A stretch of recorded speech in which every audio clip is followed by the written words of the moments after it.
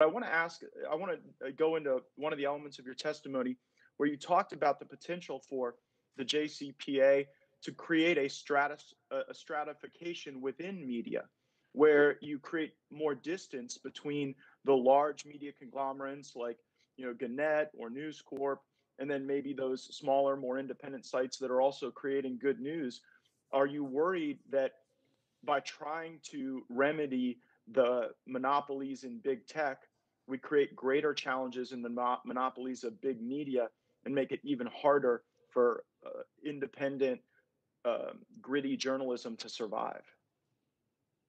I do worry about that quite a bit, Congressman Gates. We've listened to many people speak quite accurately about the state of the news industry today, and what we're hearing is not a kind of idealized or romanticized picture that we might like to think about of having a diverse and dispersed power throughout the industry where lots of different voices can be heard, but instead a very concentrated industry, very similar, in fact, to Silicon Valley, maybe a few steps behind it, such that if you empower this industry without including enormous numbers of very clear and concrete safeguards to prevent it, you could very well be essentially accelerating some of the worst industry trends, ensuring that, say, hedge funds who control the industries or media giants that exert overwhelming power, like the New York Times or digital outlets, can further entrench their power through this negotiating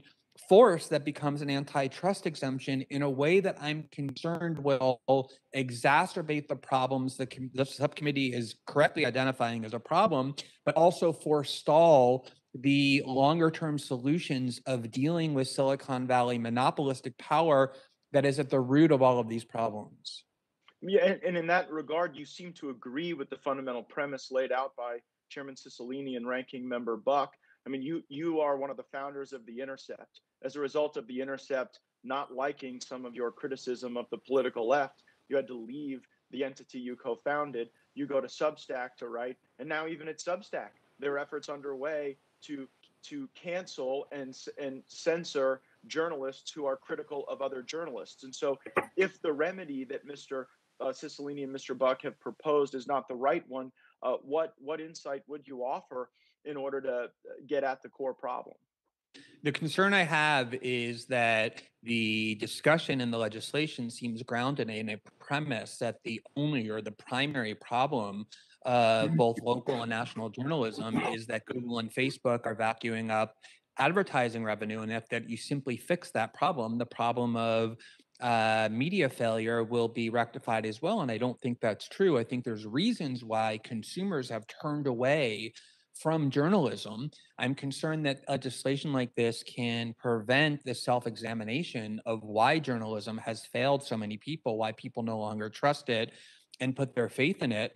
And I do absolutely believe that the problem of Silicon Valley monopolistic power and its ability to interfere in our politics and to impede a free press is a very serious one. But oftentimes it's the media itself, it's journalists themselves who are demanding that that power be exercised in a censorious way that undermines a free and diverse press. And that's why I think that until the problem that this subcommittee identified in that report is addressed head on, which is breaking up the monopoly powers of this industry, none of these problems will really be fixed. And oftentimes these piecemeal solutions can make them much worse by empowering an industry that's causing many of them in the first place. Thank you for that thoughtful feedback. Thank you for your indulgence, Mr. Chairman. I'll submit my additional questions to the witnesses for the record, and I yield back.